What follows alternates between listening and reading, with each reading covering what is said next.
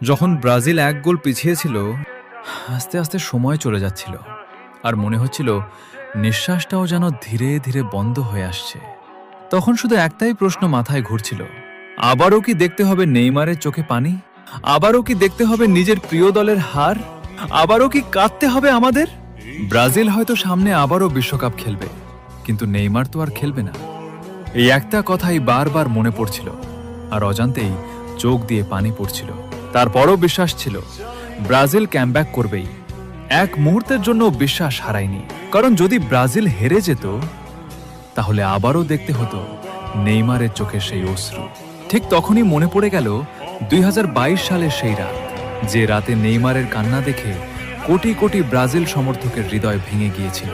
আর শেষ পর্যন্ত ব্রাজিল ফিরেছে, প্রমাণ করেছে শেষ বাঁশি বাজার আগে ব্রাজিলকে কখনোই শেষ ভেবে নেওয়া যায় না।